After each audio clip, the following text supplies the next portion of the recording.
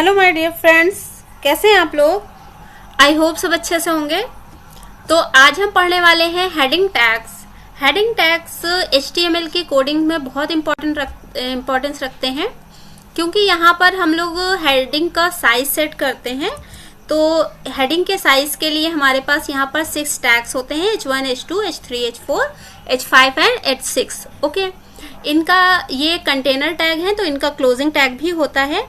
अब हम अपने पेज में डिफरेंट टाइप की हेडिंग्स अगर देना चाहते हैं तो हमें उसके लिए साइज बार बार डिफाइन नहीं करना पड़ेगा। उसके लिए हम H1 टैग्स का यूज या हेडिंग टैग्स का यूज कर सकते हैं। ओके, तो जैसे आप देख रहे हैं कि H1 का साइज जो है वो सबसे बड़ा है, जबकि H6 का साइज जो है वो सबसे छोटा है।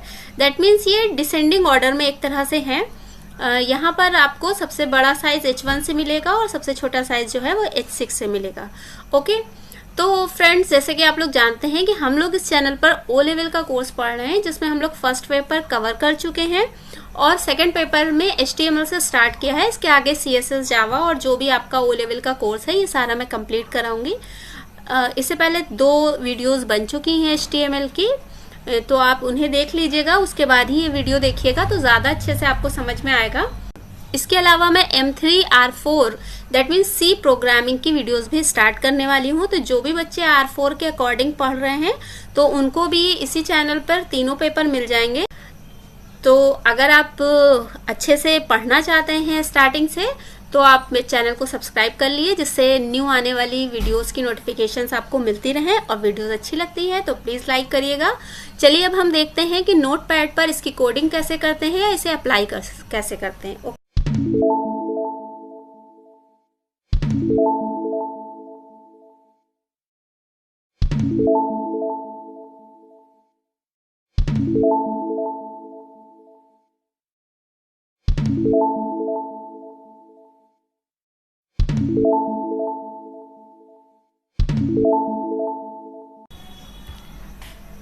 तो ये मैंने एक नोटपैड का पेज खोला है। इसमें हेडिंग मैंने दे दी है हेडिंग टैग। ओके, और यहाँ पर सेंटर में मैंने एक हेडिंग लिखी हुई है, there are 6 tags of heading. Okay, तो यहाँ पर हम इसी टैग को अप्लाई करते हैं और यहाँ लिखते हैं H1।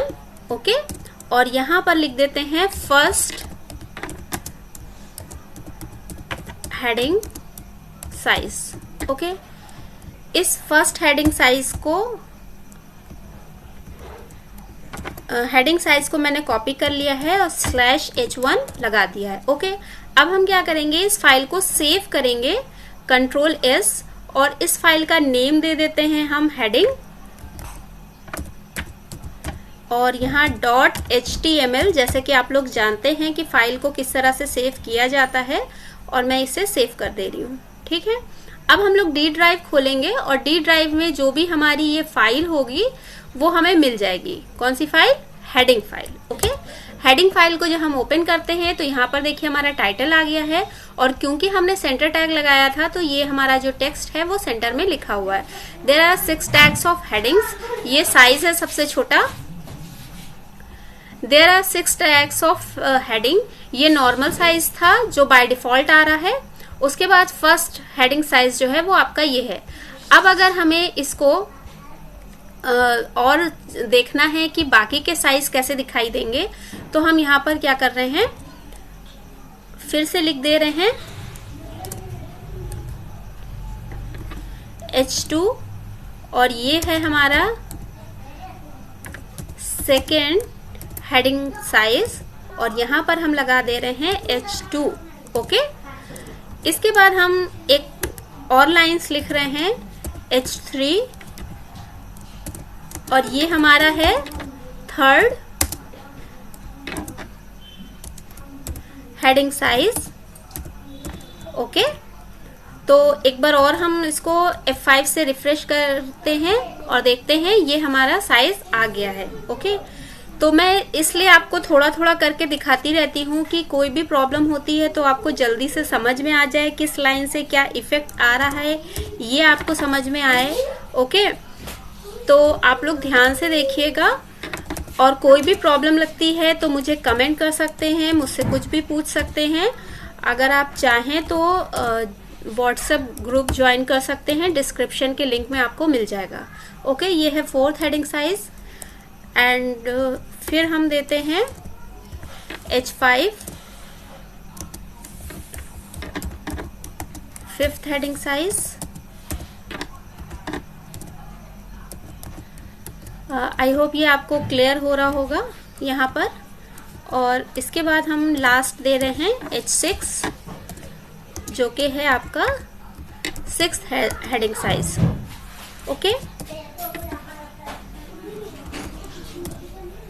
कंट्रोल S कर दिया हमने और यहाँ पर F5 से रिफ्रेश कर लिया है। सॉरी, ये आया नहीं है, तो हम लोग देख लेते हैं। फाइल शायद हमारी सेव नहीं हुई है। कंट्रोल S और यहाँ पर आकर F5। ओके, अब आ गया।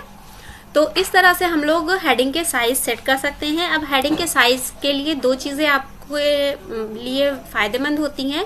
पहला ये कि यहाँ पर हमें BR टैग नहीं देना पड़ता है, जैसे कि लास्ट वीडियोस में आपने देखा होगा, जहाँ भी लाइन चेंज करना होती है वहाँ पे हमें BR टैग देना पड़ता है, बट यहाँ पर नहीं देना पड़ेगा।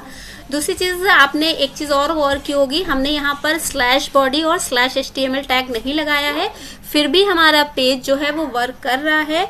तो ओपन करना ज़रूरी होता है और क्लोज करना मस्ट नहीं होता है। बट हाँ, अगर उसके बाद कुछ है, जैसे कि यहाँ पर हेड टैग अगर मैं नहीं क्लोज करती हूँ तो ये हेड टैग ही नीचे के सारी चीज़ को मान लेता है। ठीक है, तो इसलिए देख लीजिएगा कि कहाँ पर ज़रूरत है, कहाँ पे नहीं है।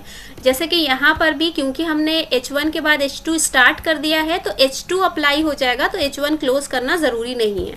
अगर आपको कुछ डाउट है तो मैं यहाँ पर आपको करके दिखा देती हूँ। यहाँ पर हमने डिलीट कर दिया है, कंट्रोल S से सेव किया है और F5 से रिफ्रेश कर रहे हैं, तो भी हमारे यहाँ पर हेडिंग पर कोई भी इफेक्ट नहीं पड़ रहा है। ओके, तो आई होप आपको ये हेडिंग टैग समझ में आए होंगे। मैं आगे आपको मार्की टैग, टेबल टैग और आगे फॉर्म के बहुत सारे टैग्स पढ़ाने वाली हूँ, और उसके बाद मैं आपको एक एग्जाम्पल दूंगी, एक प्रैक्टिस शीट दूंगी, जिससे आप अपनी चीज़ों की प्रैक्टिस कर पाए। ओके, जो भी सीखा है उसकी प्रैक्टिस करना बहुत ज़रूरी है। Okay, thank you. I hope सब आपको समझ में आया होगा। कोई भी दिक्कत हो तो प्लीज़ कमेंट करिएगा।